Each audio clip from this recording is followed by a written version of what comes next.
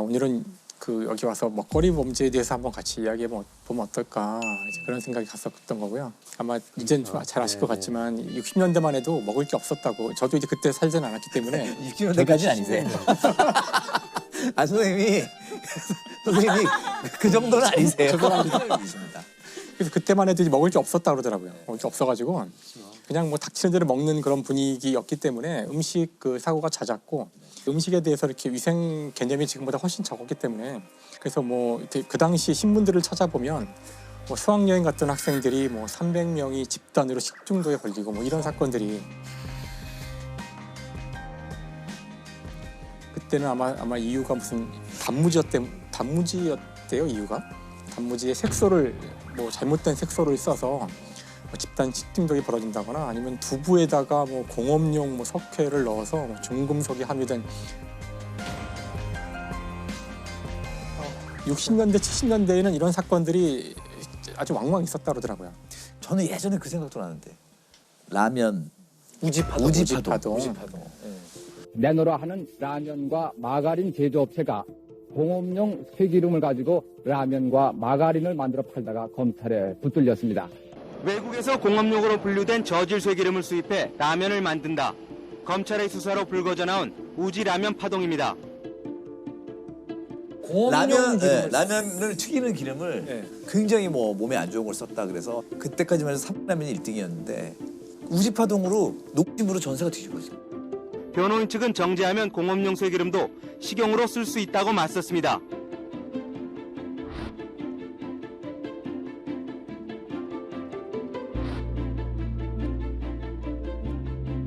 근데 세월이 지나서 그게 근거 없는 얘기였다. 5년 이상 끌어온 법정 공방 끝에 법원은 라면 업체의 무죄를 선고했습니다. 재판부는 회사의 라면 제조 과정을 살펴본 결과 지방의 생물학적 조직이 양호하고 불순물이 없으며 보관 상태와 가공 용기도 안전한 것으로 판단됐다고 밝혔습니다.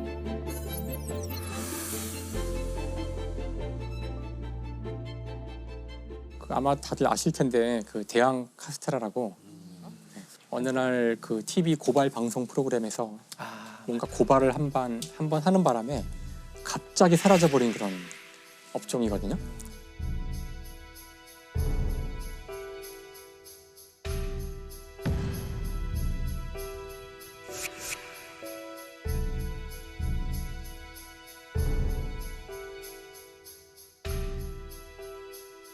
불과 2, 3개월 만에 매출이 90%가 사라져버렸으니까 당시에 이게 사회 문제까지 되는 바람에 아마 영화 기생충에 보면 나오죠. 대왕 카스테라 얘기 나오거든요. 대왕 카스테라가 문제가 전혀 없었던 건 아니라고 하더라고요. 그러니까 이게 이제 과대 광고. 그러니까 원래는 대만의 길거리 음식을 가져와서 재료비가 그렇게 많이 드는 게 아닌데도 고급 빵으로 광고를 했어요. 고급 음식인 양 했고요. 근데 주요 공격 포인트는 식용유 안에 성분으로 식용유를 넣는데요.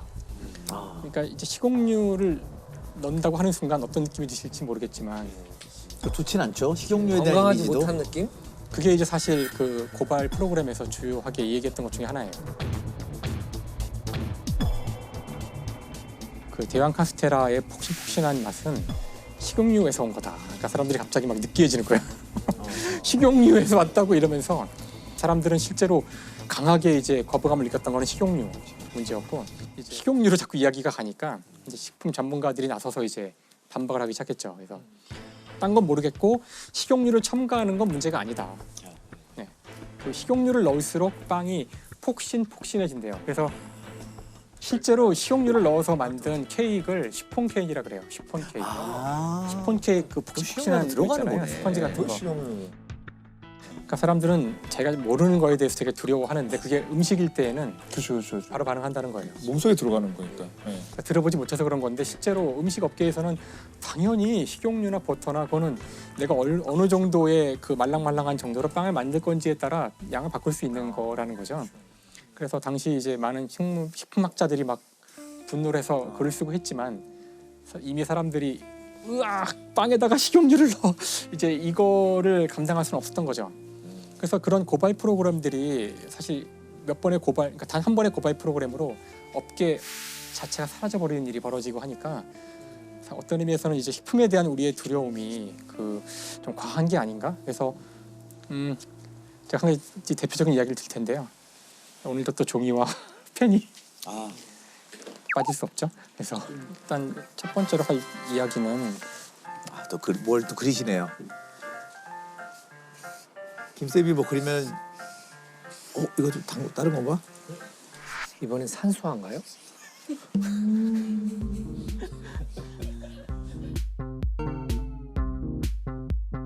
이것도 화학 기호 같은데 또 NH NH 농협이 미완성 벌집 같긴 하죠. 예. 글루탐산이라 그러는 굉장히 중요한 아미노산인데요. 네.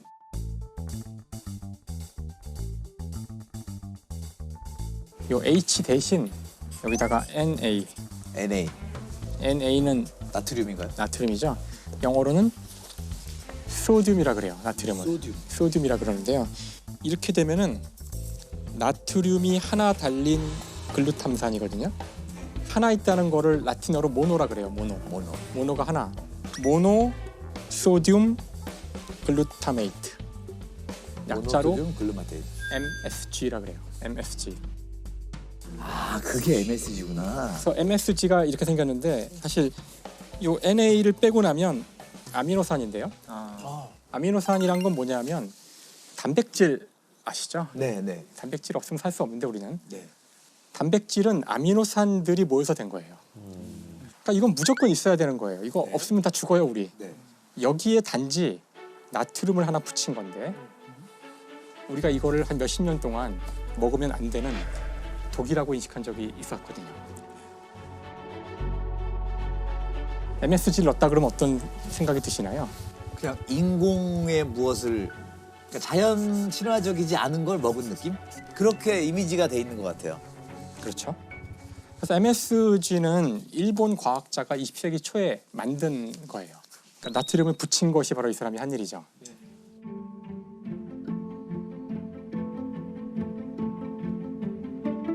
이것이 너무나 맛있는 거예요. 그 맛을 그걸 이제 넣으면 그래서 이 맛은 그 이전에 존재하던 맛이 아니라고 생각해서 이름을 붙여요 새로. 감칠맛이라는 이름을 붙여요. 감칠맛. 네, 만든 다음에 제품을 만드는데 아지노모토라고 팔아요. 아지노모토. 그러니까 아지는 맛이에요. 맛. 미고요. 맛 미자. 또 모토는 원소 할 때 소예요. 그러니까 맛의 무슨 요소 이런 뜻이죠. 이제 이게 나중에 우리나라에 수입돼서 이 말을 그대로 한국말로 풀어요. 맛의 근원, 이게 미군이에요. 그러니까 아지노모토가 한국에 들어와서 미군으로 만들어지는데 근데 초기에 만들어진 아지노모토는 대량 생산이 힘든 체제로 만들어졌기 때문에 되게 비쌌어요. 대량 생산 방법이 개발되기 전까지는. 그래서 아주 부유한 사람들이나 쳐서 먹을 수 있는 아주 고급 향신료였고요. 근데 이게 이제 싸지니까 대량 생산 공법이 개발된 다음에 싸진 다음에는 각종 식당에서 대량으로 그러니까 한국과 일본만이 아니라 이제 중국도 많이 썼고 근데 그렇죠. 다 들어가죠. 네, 사람들은 어느 시점부터 이제 MSG 미군은 절대로 넣어서 먹으면 안 되는 건강에 가장 나쁜 음식 중에 하나라고 이제 알려지게 되는데요. 그러니까 미국에 있는 중국 식당에서 1960년대 말에 사람들이 이렇게 뭔가 복통을 자꾸 일으키고 그랬는데 중국 식당에서 음식을 먹고 이제 소문이 퍼지기 시작해요. MSG 때문이라는. 그래서 이제 우리가 그거를 그 Chinese Restaurant Syndrome이라 그러는데 중국 식당 신드롬, 중국 식당 증후군.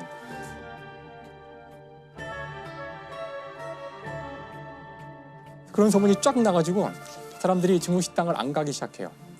근데 나중에 이제 미국 식약청에서 이제 조사를 해보니까 이제 결론은 이거 아니라는 거예요.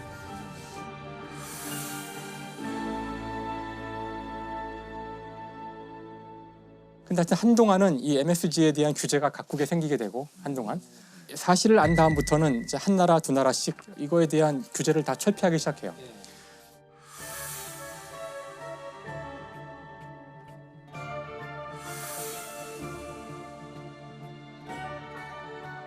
근데 우리나라는 이게 뒤늦게 이제 이 이야기가 들어와서 이제 괴담처럼 퍼지면서 화학 조미료라고 하면서 화학 조미료. 이건 먹으면 안 되는 걸로. 저 중국 음식 짜장면 이런 거 되게 좋아하는데 그 이게 막 이제 언론에 보도되고 MSG가 안 좋다고 막 이럴 때 누가 오더니 자기가 그 동안에 짜장면을 먹으면 그렇게 졸렸다는 거예요.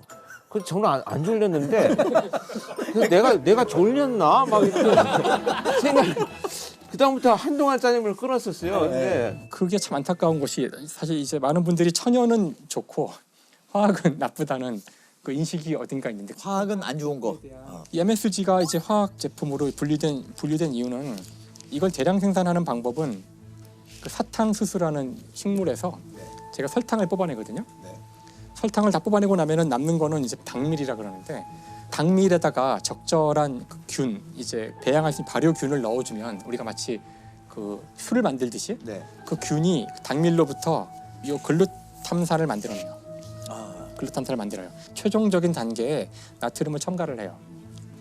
근데 이때 이거는 그냥 공업용으로 첨가를 하는 거예요. 그냥 나트륨이라는 걸 집어넣는 거예요. 그럼 이거를- 따로 치면 안 돼요? 소금이랑 그냥. 그러니까 이것만 따로 유리된 형태로 존재하기가 어렵거든요. 그 과정 때문에 우리가 이것을 이제 화학 제품으로 분류하게 돼요. 보통 저희가 공업으로 만들지 않을 때 쓰는 방법은 멸치와 다시마를 삶는 거예요. 그렇죠. 그게 우리나라의 가장 기본이 되는 육수 중에 하나잖아요. 그래서 그렇게 뽑아낼 수도 있고요. 근데 그런 경우 굉장히 많은 비용이 들죠. 근데 멸치 다시다에서 그 파면 이게 딱 나오는 거예요. 그렇죠. MSG 그렇게 만든 거랑 똑같아요. 그러면 뭐 화학 저도 공업. 지금까지 계속 이거 그냥 화학 물질이라고만. 아니 결국 모든 건 화학 물질이에요. 우리도 화학 물질이에요. 사람들의 큰 이제 그런 오해 의미에서, 예. 오해죠. 그 어쨌든 화학 물질이어도 나쁘지 않다라는 거잖아요. 이게 나쁠 수가 없는 것이 이게 물에 들어가면 NA가 떨어져 나오거든요. 이거는 글루탐산이니까 우리 몸에 필수로 필요한 아미노산이고 NA는 소금이에요. 그렇죠. 소금, 나트륨, 소금. 이게 나쁠 수가 없거든요. 예. 그래서 진짜 웃기는 거는 이 MSG 같은 경우는 이미 다른 나라에서는 다 이게 위험하지 않다는 판결을 내려서 자유롭게 사용하고 있고요. 근데 우리나라에서는 여전히 라면에 아직 못 넣을 거예요. 몇 번 넣으려고 할 때마다 사람들이 저항을 그거 안 된다. 사람들이 반대하거나 그러니까 MSG를 대체할 수 있는 다른 걸 넣어요. 수출하는 라면에는 이걸 안 넣고 MSG를 넣어서 수출을 해요. 야, 이거 근데 상반된- 국내에서는 MSG를 아직도 못 넣고 있어요. 이게 먹는 것에 대한 문제는 참 완전히 둔감해질 수도 없는 문제고 사실 쉬운 문제는 아닙니다. 예. 지금 아마 시청자 여러분들이 각자 듣고도 난 그래도 기분이 그래서 못 먹겠어 하시는 분 계실 거고. 예. 그러니까 모든 물질은 다 많이 먹으면 독이기 때문에 MSG도 어느 이상 먹으면 독성이 있거든요. 식품에서는 사실 고르게 그냥 먹는 게 가장 좋은 거고. 자, 이번에는 정재민 심의관께서 이 화천에서 아까 근무하셨다고 군 검사로 그래서 오늘 화천 붕어섬을 다녀오셨다고요. 네. 거기서 어떤 일이? 붕어섬. 붕어같이 생겼고 좀 작은 섬인데요. 거기서 뭐 1년 살았습니다. 네. 뭔가 이제 붕어 같잖아요. 붕어 같고 와 좋다. 날씨 좋다. 저도 18년 만에 처음 왔어요. 사법 연수원 나오자마자 오신 건가요? 예, 예. 군 생활이죠 뭐. 중위였고 27이었습니다. 여기서 책도 많이 읽고 글도 쓰고 그때도 되게 아름다웠어요. 어떠셨어요? 군 검사 생활은? 그러니까 저한테 이제 첫 직장 생활이었잖아요. 사법연수원을 2년 마치고 법률가로서도 첫 생활이었고 또 군인이 된 것도 처음이었고 굉장히 뭐 특별했죠. 예. 그 얘기 하셨잖아요. 어쨌든 갑자기 새벽에 전화가 오면 이거 네. 100% 사건이고 꼭 밤에 이제 뭔가 사건이 나고 그러면 저한테 헌명 계장에 전화가 옵니다. 누가 어디서 어떻게 사망했다. 뭐 목을 맨 채로 매달려 있다거나 여러 가지 확인하고 그다음에 시체를 내리고 검안을 하고 뭐 이렇게 하는 거죠. 부검도 하고. 그 강원도 화천이라는 게 굉장히 최전방 지역이잖아요. 그러니까 거기에 도로도 별로 안 좋고 가로등도 내비게이션도 별로 없고 예. 불빛 하나도 없고 이런 것 같아요. 야, 그럼 그런 현장에 가시는 분이 두 분이나 계시네요. 심의관님 판사 출신이어서 그런데 안 가보셨다고 생각했었거든요. 아. 자료만 자료 보고 사진 보고 그러니까. 의문사 다뤄본 적 있으세요? 우리 심의관님. 예, 저는 의무사가 될 뻔했다고 해야 되나 그런 사건이 있는데 평소처럼 이제 자고 있는데 갑자기 또 새벽에 전화가 왔어요. 목을 맨 채로 사망했다 창고에서. 저 가면 이제 보통은 그 시신이 매달려 있어요. 제가 갈 때까지 보통 안 내리고 그렇게 하거든요. 제가 랜턴을 들고 이제 목덜미를 막 확인해 보니까 또 줄이 이중으로 나 있는 거예요. 아시겠지만 그건 사실 먼저 교살한 다음에 다시 매달았을 수도 있는 거거든요. 예. 그러니까 이제 굉장히 이건 이상하다. 좀 의심스러운 구석들이 있기 때문에 국립과학수사연구소 서울까지 와서 구검을 한 결과 타살의 흔적이 전혀 없고 자살이 확실하다. 처음에 그걸 발견한 병사들은 혹시나 살아있으면 살려야 되니까. 그렇죠. 그래서 막 그걸 내린 거예요. 근데 이제 현장을 보존해야지 그런 거예요. 막 그러니까 만들어 놓으려고 했던 거예요. 근데 그게 두 번이. 네, 그래서 부검에서 그렇게 밝혀져요. 이 사람들 병사를 또 진술을 그렇게 하고. 안타까운 얘기네요. 근데 이제 유가족은 사실 쉽게 받아들일 수 없는 이야기죠. 그래서. 그렇죠. 네. 왜냐하면 이게 피해자의 가족 입장에서 보면 군의 부름을 받고 맡긴 거잖아요. 그렇죠. 부모면 어떻겠어요, 심정이. 그러니까 원래 민간에서는 기소를 해야 이제 뭐 수사를 해야 되잖아요. 근데 군에서는 자살 사건도 합리적 의심이 없을 정도로 굉장히 정밀하게 하잖아요. 왜냐하면 외부에서 볼 때는 의무사로 의심하는 경우가 굉장히 많은 거죠. 근데 그렇게 많이 노력을 하게 된 바탕에는 아주 뭐 유명한 사건의 영향이 이제 김은중이 사건이에요. 예. 김은중 저는 2003년에 군 검사를 했는데 김은중이 사건은 그로부터 5년 전에 일어났었거든요. 굉장히 큰 파장을 일었고 우리가 수사하는 실무에도 굉장히 많은 영향을 미쳤거든요.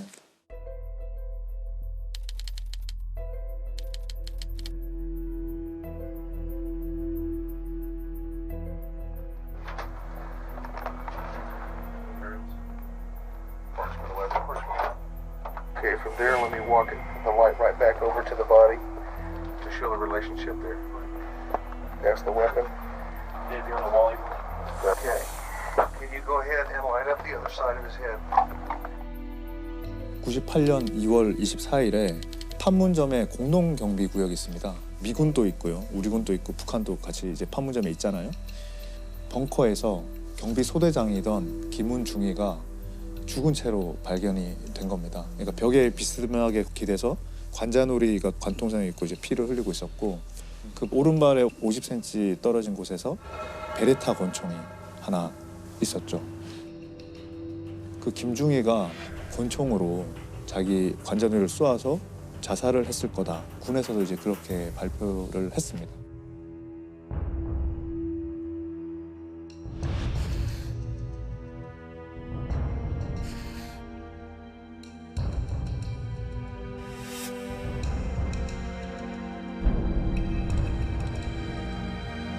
근데 여기는 이제 몇 가지 선뜻 납득이 가지 않는 이상한 점들이 있어요. 그러니까 첫 번째는 뇌관 화약 흔적이 오른손에 발견이 안 된다는 겁니다.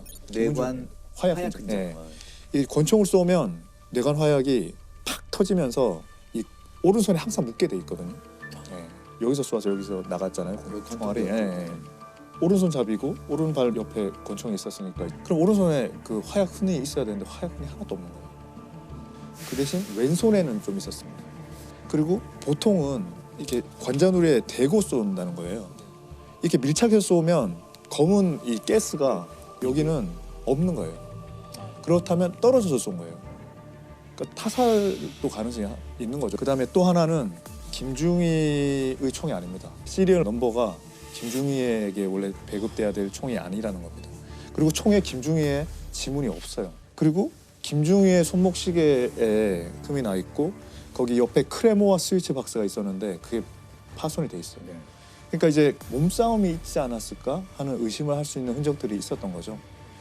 그리고 처음에 딱 사진 찍은 사진에는 권총 위에 철모가 있었는데 좀 있다가는 없어졌어요. 그래서 이게 범인이 놓고 갔다가 금방 들고 간 거 아닌가 뭐 이렇게 된 거죠. 왜 이 석연치 않은 게 자꾸 증폭되냐면 미군 수사대가 다 장악을 해버리고 우리 헌병수사관은 들어가지도 못해요. 한 10분만 둘러보라고 하면서 거기를 본 거죠. 네. 그리고 그날 밤에 시신을 다 닦아버립니다. 여기 혈흔이 다 묻어 있잖아요. 그걸 다 세척해버립니다.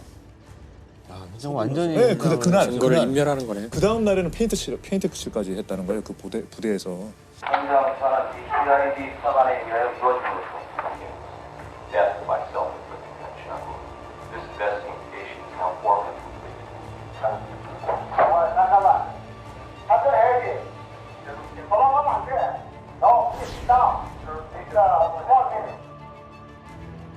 그것도 김은중이가 자살한 동기가 도저히 설명이 잘 어려운 거예요. 일단 유서가 없고 김은중이는 아버지가 시리스타예요. 네. 거기 육사도 나와서 엘리트네요. 특히 JSA는 굉장히 들어가기가 쉽지 않거든요. 자살할 동기가 없다는 거죠. 자기 소대 병사들이 라면을 먹고 있는데 거기 가서 라면 좀 몇 개 얻어먹기도 하고 그 얘기도 좀 나누다가 정찰을 나간다면서 소대장실을 나갔다가 사망한 채로 발견이 된 거죠. 그럼 사망은 왜 했냐, 자살 동기가 뭐냐 그랬더니 바로 사망하기 전날 한 병사한테 노르웨이 숲이 굉장히 인간에 대한 섬세미가 넘친다 이렇게 말을 했다는 거예요.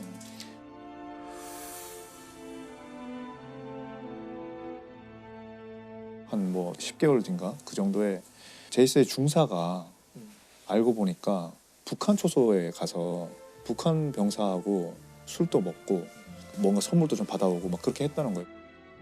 이게 원래 소설 DMZ의 그 내용이 원작이 소설 DMZ라는 박상현 작가의 소설이 있어요. 근데 이 소설은 1997년에 나왔어요. 김은중이 사건이 터지기 전에.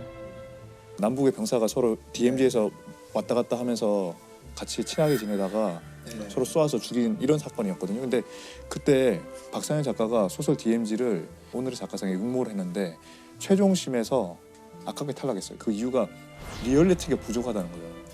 아니 이런 일이 있을 수 있겠어? 너무 재밌는데 해서 탈락시킨 거예요.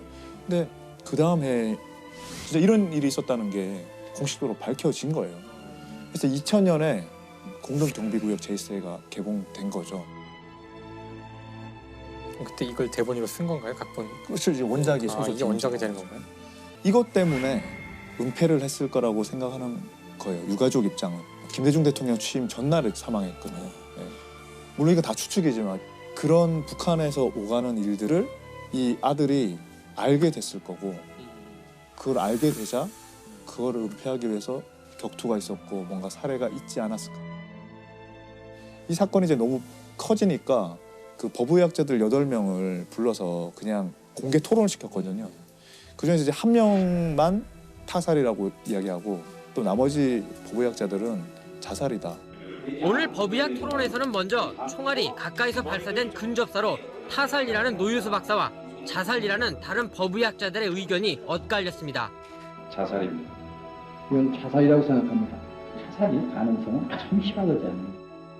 마치 내가 6번, 7번을 상대로 혼자 싸우는 것 같은 그런 기분이 드는데 타살 의혹이 짙다고 주장해온 재미 법의학자 노여수 박사가 모두 13가지의 이유를 들어 김중희가 타살됐음을 확신했습니다.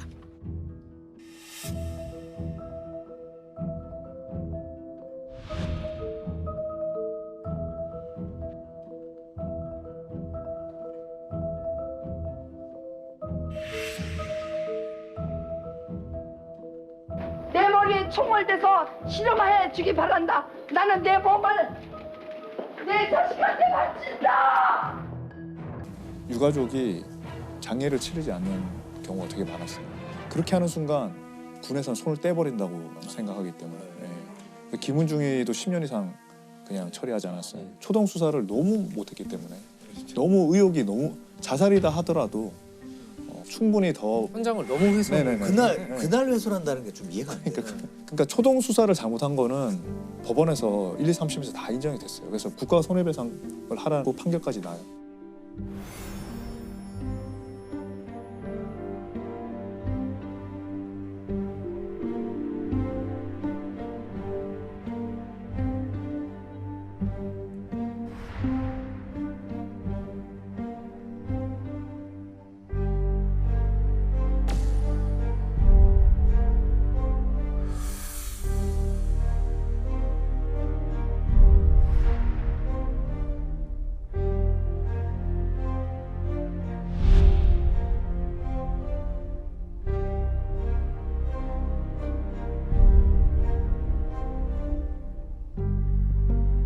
군 지휘부가 우리는 과거에 이런 잘못을 했습니다. 인정합니다. 이제 새 출발하겠습니다.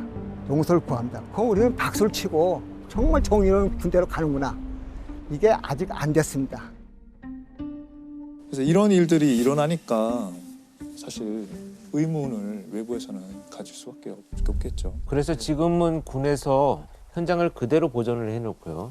시신까지 그대로 보존한 상태에서 이제 가족이나 수사관들이 다 와서 현장을 같이 보면서 이제 이것을 처리하는 걸로 시스템이 완전 바뀌었다고 합니다. 지금은. 저희 때부터 이미 그런 현장 보존이 중요하다는 게 일선에서 많이 회자가 됐었고요. 군의문사를 해결하는 기관들이 많이 등장을 했습니다. 이 사건으로. 어떤 절차나 예의 같은 것들을 무시해버린다는 느낌을 받으니까 뭐 숨기는 거 아니야?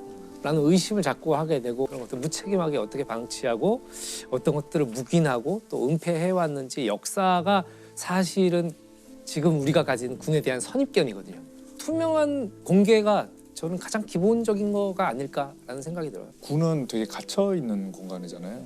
그러니까 형제옥지원도 그렇고 제주 4.3도 제주도라는 것도 그렇고 우리 가정폭력의 가정이라는 것도 그렇고 그 외부와 통로가 없는 폐쇄된 곳에는 또 그게 뭘 해도 다 믿을 수가 없는 거잖아요. 그러니까 그런 비상구를 만들고 통풍이 되도록 계속 뭔가 열어놓는 그런 게 필요하다는 생각이 들어요.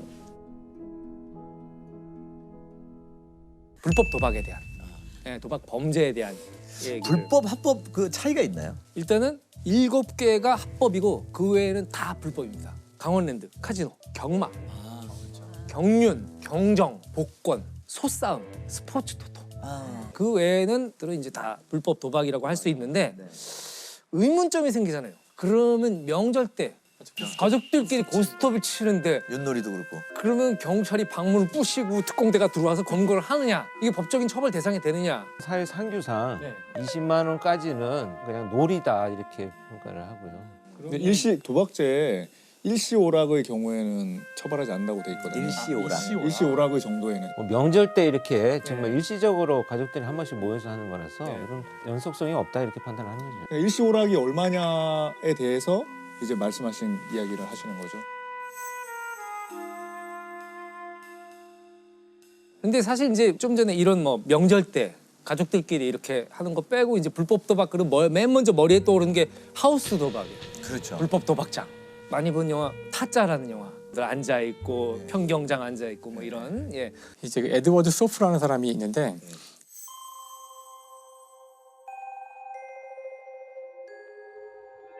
이제 그 룰렛에서 움직이는 공의 운동이 사실은 이 물리학적인 대상일 수도 있잖아요. 그걸 가만히 들여다보면서 저 궤적을 계산할 수만 있으면 떼돈을 버니까 계속 노력을. On the way, I ran into some interesting ideas that led me into new areas. And one of them was to predict the outcome of roulette. Of course, there's a lot of friction and other things in a roulette wheel that make the problem, in a sense, more difficult and more uncertain. I set to work to actually build a prediction machine for roulette and eventually succeeded.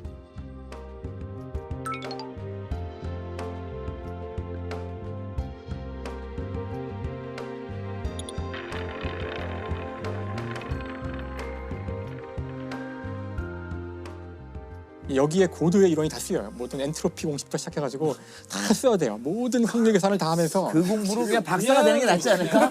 하지만 이렇게 했어도 사실 많이 버는 건 아닌 거죠. 그렇게 된 거고. 그거 얼마나 공부하고 했겠어요. 그렇죠. 그러니까 결국 그 다음에 블랙잭 연구를 시작했어요.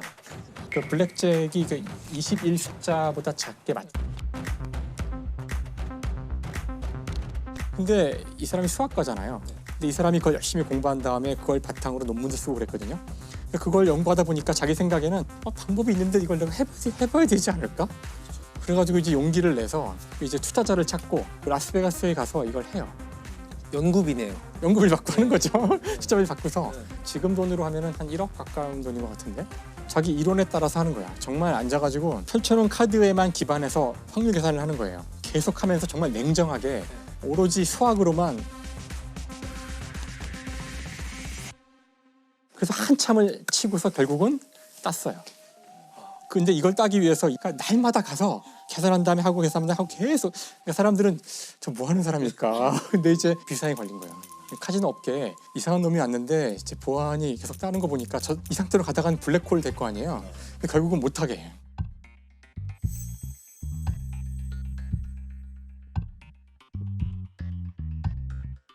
아예 그러니까 여긴 더 이상 갈 수 없어요. 이 바닥은 이제 위험해져가지고. 근데 그 자기는 일단 만족한 거죠. 돈을 땄으니까 만족한 거고 더 좋은 거는 자기 이론이 맞다는 걸 확인한 거예요.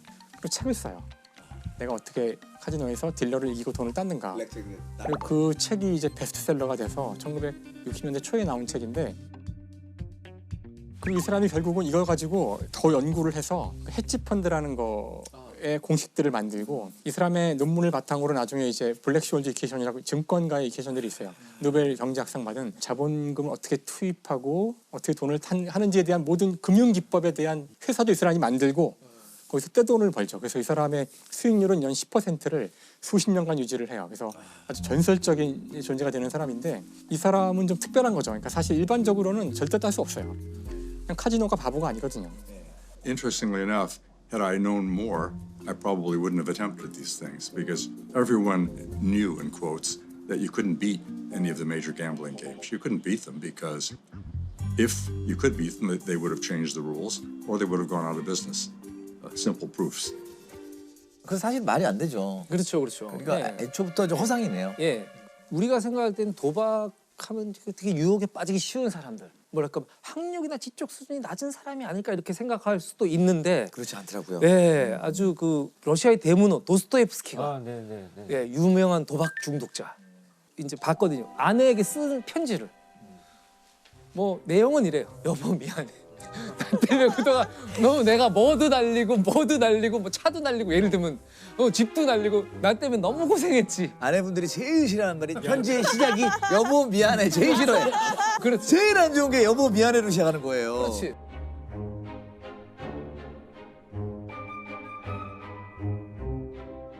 정신 못 차린 티가 너무 나요 도스토옙스키가. 그 대문호가. 그 대문호가. 죄와 벌을 까라마조프가의 형제들을 쓴 사람이 정신 못 차리고 있어. 그래서 그 작품을 썼잖아요. 판도말을 하려고. 예. 도박 빚을 갚으려고 쓴 소설이 이제 도박사라는 소설을 또 쓰기도 했고 그런데 나중에는 아내한테 다 맞췄어. 다 만회할 수 있으리라고 생각했지만 정말 미안해 이렇게 내요. 편지의 내용이.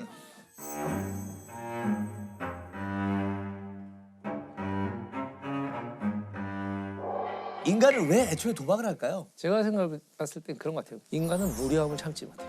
무료함을 참지 못한다. 네, 무료함을 참지 못해서 이제 갈구하게 되고 그리고 자극적인 것들을 길들여져도 더 자극적인 거 그런 얘기들 하잖아요. 인간의 본성 안에 이런 게 있는 게 아니야. 호모 루덴스 인간을 정의하는 게 놀이하는 인간, 유의하는 인간 이런 얘기를 하잖아요. 이 놀이의 가장 극단적인 자극 형태가 도박. 놀이가 우리한테 위로를 주기도 하고 우리 삶의 동력이 되기도 하는데 극단으로 치닫는 경우에는 위험해질 수 있구나. 역시 과유불급. 사실 요즘에 그거보다 훨씬 더 퍼센테이지가 많고 문제가 되는 것이 도박 사이트예요. 10대 청소년들이 도박 중독이 많아요. 네. 굉장히 심각해요. 이 스마트폰으로 도박 사이트에 접속을 하는 거예요. 그리고 성인 인증 절차가 굉장히 허술해요.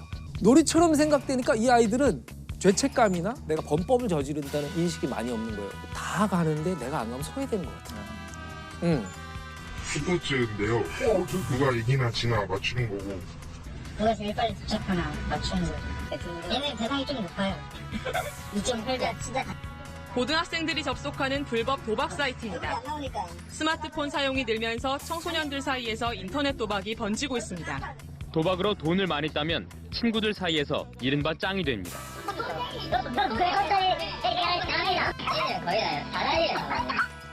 작년 통계로 도박에 빠진 대한민국 청소년이 조사를 해볼 때 6만 6천 명. 조사에 들어온 것만. 그러니까 실제로는 엄청나게 많은 거예요. 그런 아이들이 이거 빚을 갚을 방법이 없으니까 범죄를 저지르는 경우가 굉장히 많이 나타나죠. 네. 이 돈 잃은 청소년들한테 돈을 빌려줘요. 그리고 엄청난 이자를 받아요. 그러니까 뭐 1,000% 이렇게 받아요. 100만 원 빌려주고 한 달 지나서 그 500만 원, 1,000만 원 늘어났어. 그러면 그거 갚아야 되는 상황이 전개가 되는 거예요. 그러면 어떻게 하느냐? 너 누구 몇 명 데리고 와. 몇 번 이기고 나면 얘들이 또 빚이 생기면 또 그렇게 늘어나는 거죠. 이게 다둥이처럼. 아이들 친구들 돈을 뺏는다든지 그렇죠. 또 이런 행동을 하는 거죠. 그렇게까지 빌려서 안 되면 이제 범죄를 저지르러 나가는 거죠. 그렇게 해서 청소년 도박 관련해 가지고 절도 강도 문제가 상당히 많이 늘었어요. 실제로 학교에 소위 좀 뭐 일진이라고 해야 되나요? 네, 그런 친구들이 사채업체를 통해 가지고 도박하는 친구들에게 이 사체를 빌려주는 이런 경우들이 지금 발견되고 있습니다. 이자를 얼마 주겠다 이런 식으로 해서 대부분 빌리거든요. 빌린 돈이 너무 커가지고 감당이 안 되니까 부모님한테 말하기도 하고 이제 막상 갚을 날이 되니까 못 갚았거든요. 그때 말한 것을 공을 하나 더 붙인다 해가지고 소주병 같은 걸로 위협도 하고 그냥 저를 엎어뜨리고 그냥 계속 때렸어요. 완전히 범죄자로 만들어버려요. 지금 도박은요 비물질 중독으로 규정했어요. 그래서 비물질 중독이에요, 중독. 치료 받아야 돼요. 질병 코드로 분류를 했고요. 이거 중단할 수 있는 방법 있을까요? 이거 치료적 개입이 반드시 필요하고요. 그러니까 마약도 지금 중독이라고 하는 것이 이제 내성이 있고 뭐 금단 증상이 있고 이런 것들이잖아요. 도박 똑같고요. 시작하는 심리적 특성이 똑같아요. 마약하고 도박이 언제든지 내가 멈출 수 있다라고 생각을 해서 시작을 해요. 이런 현실의 어떤 불안이 높을 때 도박에 접근을 해서 지금 현실을 회피하고 그냥 가려고 하는 의도가 굉장히 많이 나오고 있는데 막연히 회피하다가는 더 많은 문제들이 일어나지 않나 이런 생각을 합니다. 또 행운이라는 건 찾아오는 거잖아요. 근데 찾아 나서면서 생기는 문제 같아요. 행운은 찾아다닌다고 저한테 오는 게 아니잖아요. 그냥 기다리다 보면 그 자리에 있다 보면 오는 건데